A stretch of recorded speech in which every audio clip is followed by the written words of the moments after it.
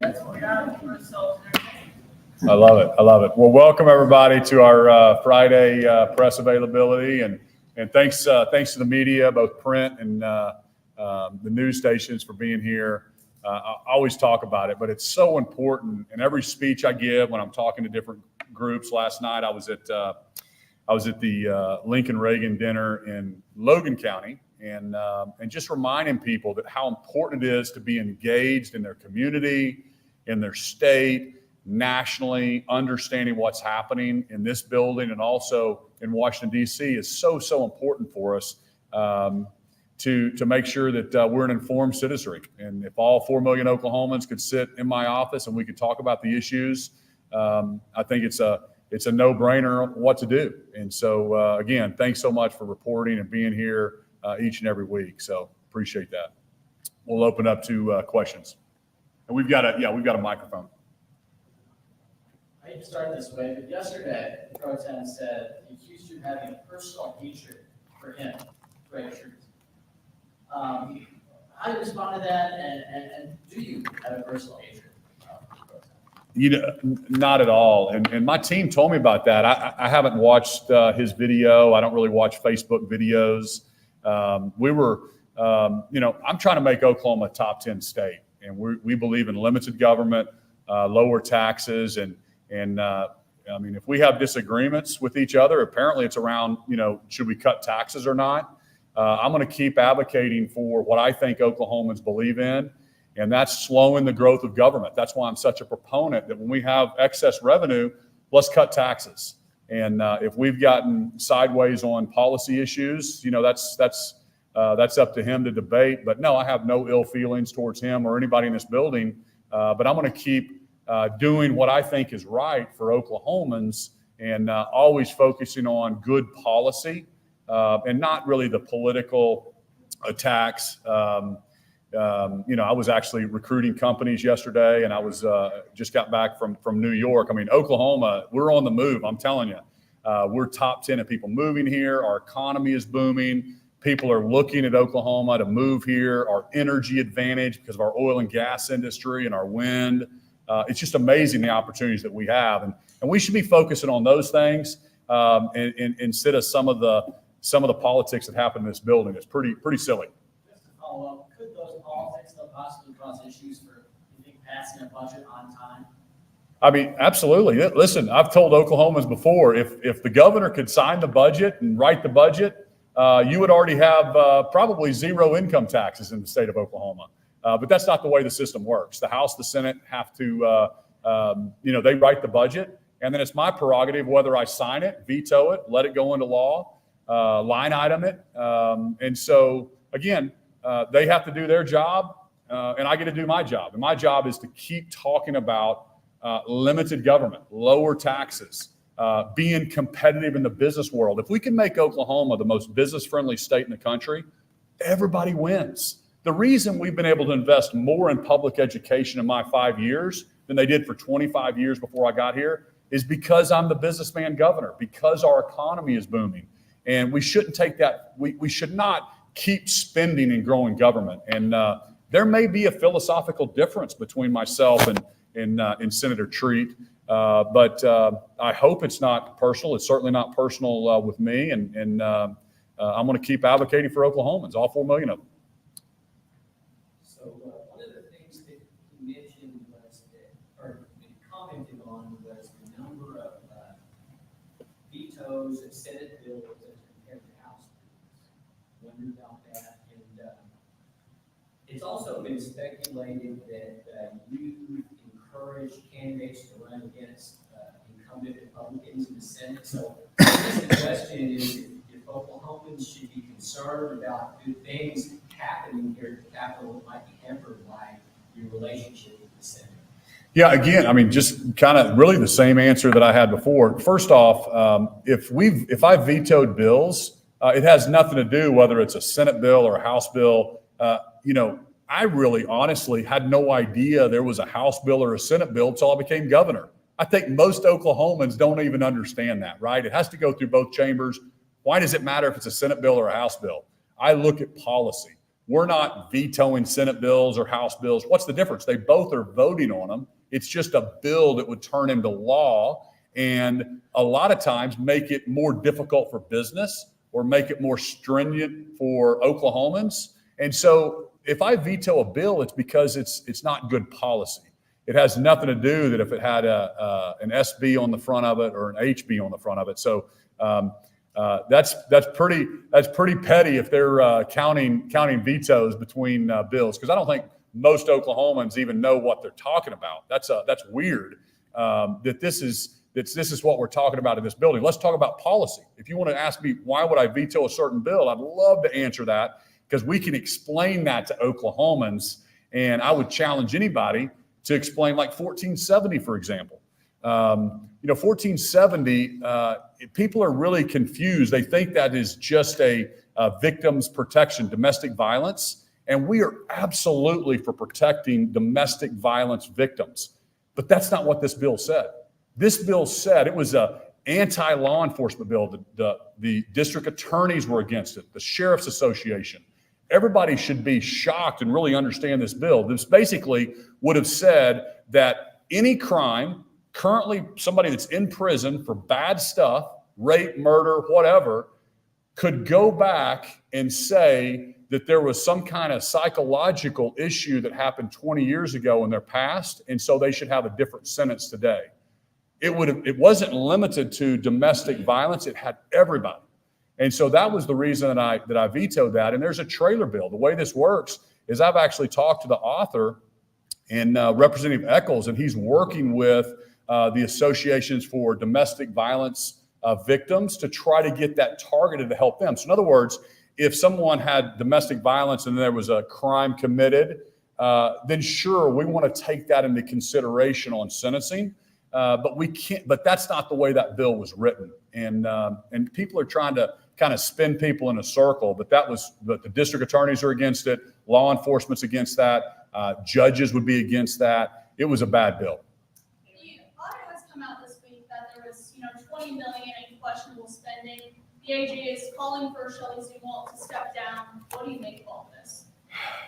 Well, first off, a couple things there, and I hope Oklahomans can hear me on this. You're taking a very small time period, like 2020, and in 2020, President Trump had issued a catastrophic and declared an emergency all across the country. As we know, COVID was hitting. It was unusual times.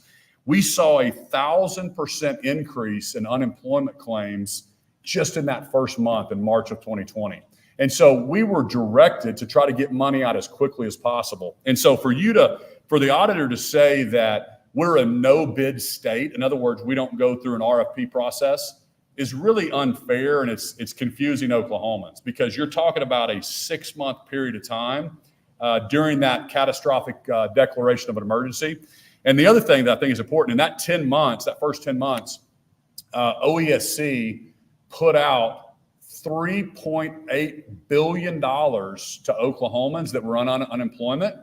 And that was more than they had done for 10 years previously. So it's kind of a weird time. So I just vetoed a bill this year, talking about the bills that I vetoed. I don't know, I can't remember if it's a House bill or a Senate bill, but I vetoed a bill to try to do another exclusion from the RFP process. So a single source that was put to my desk by the House and the Senate.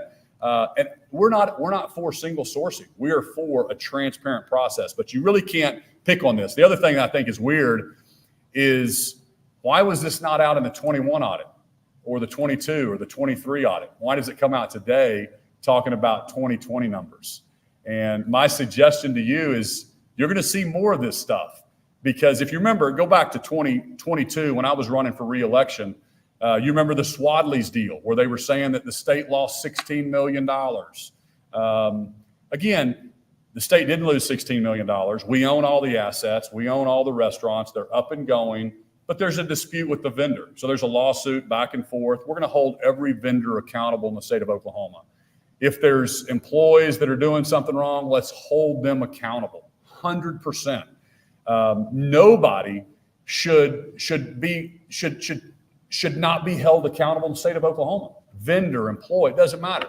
So we're all for that transparency. But I think what Oklahomans need to understand is, you've got an AG that's already said he's running for governor. You've got an auditor who's running for lieutenant governor. And within an hour, we got no notice. The House didn't get any notice. Within an hour, they've coordinated their press statements on this 200-page report. So what I'm trying to say is, when you politicize, you try to attack other political opponent, it's just very frustrating for Oklahomans, and you can't weaponize your offices for political gain. It's just the height of Oklahomans can see right through it. But my fear is it's going to be happening more and more as we get into 25 and we get into 26. I'm just letting you know more of it's coming. And when the AG attacked Tim Gatz and our secretaries, and Shelley Zumwalt was on the lawsuit back against the Attorney General, and so again, it's just super disappointing. Let's hold people accountable, but let's not get politics involved in this stuff. Just to follow up on that, Governor, do you have confidence in Director Zumwalt continuing on your cabinet and the tourism department? Shelley, I think she should stay as the director of tourism. She's already been confirmed by the Senate, I think a year ago. And this was all this stuff was known a year ago by the Senate during her hearing. She's already been confirmed.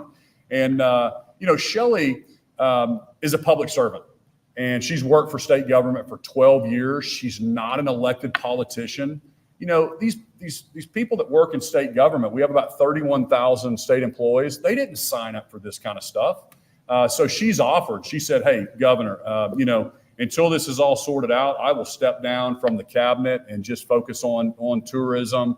And so we may do that. I'll probably call her and let her know. But she said, "Hey, I don't need to be in the limelight here. If I'm causing the administration any problems, I'll just step down as secretary and focus on tourism." And so that may be what happens. And I think that would also help the Senate, wouldn't put them in a bad situation to have to kind of make a decision on her confirmation. So that may be what happens. But again, all this is going to flush out, right? And we're going to make sure that people are held accountable. And I think that's what we all want as Oklahomans. But there is some, and when you you connect the dots, there's some stuff that looks weird.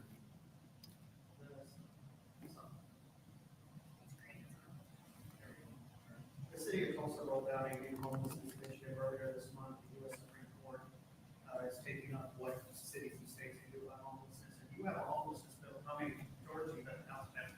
Where are we going as a state under your administration when it comes to addressing this issue, especially when it comes to a bill that could very well be altered if it takes effect by the U.S. Supreme Court? Yeah, the homeless is a tough conversation. It's a big conversation. There's substance abuse. There's mental illness. There's people that are in certain situations that need help.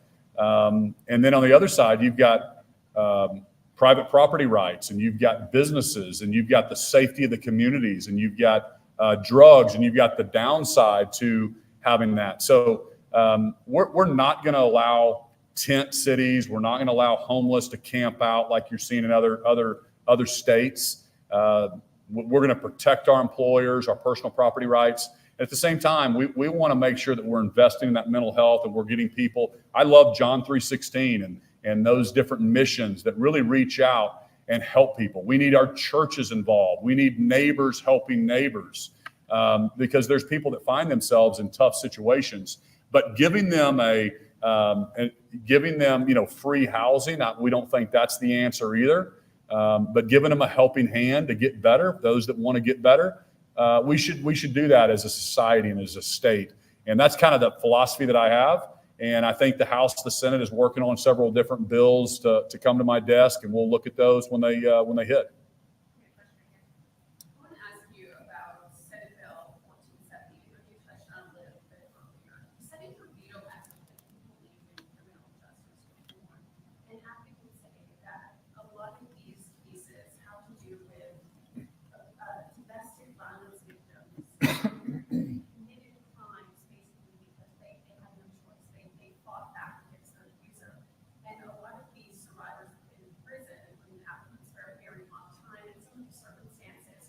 are in their case might not have been looked at in the court system at the time. Do you think these cases deserve another look? Is this a black and white issue? You said that very well. Everything you said, we agree with, and they need another look, and they need to have a judge has to have the opportunity to take those mitigating past experiences on their sentencing. 100%. We want to help those domestic violence victims that also then maybe committed a crime against their abuser. We want to take that into consideration. But what this bill did, and we're working on that trailer bill right now, and we think we can get good language that does exactly what you just said. The bill 1470, though, went way different than that. It basically said that if that person or anybody, Kevin Stitt, anybody, was out of that situation or maybe, well, let me just give you this example. Let's say that somebody is driving on the wrong way on I-35 and it's their fourth DUI and they kill a mom and a dad and two children. And then they can bring up from 20 years back a psychological abuse that may have happened to them. And so that's a mitigating circumstance for that crime that they committed there. They're two totally unrelated. That's why the DAs, the judges, the sheriffs, the law enforcement said that's a step too far. So if we address what you just said, I'm 100% for it.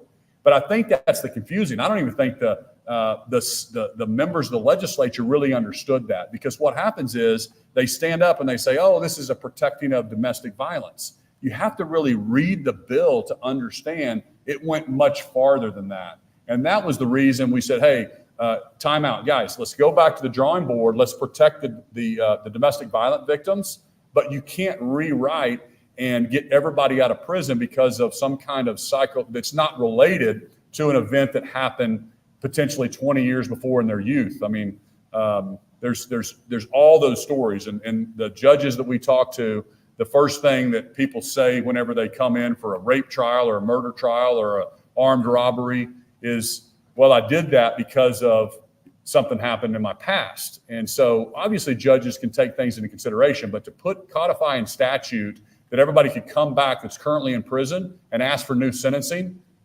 unrelated to domestic violence was a step too far for me.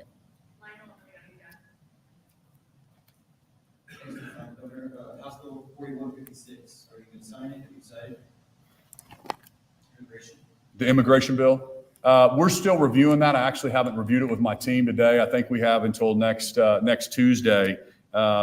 This bill, I do want to address this because, first off,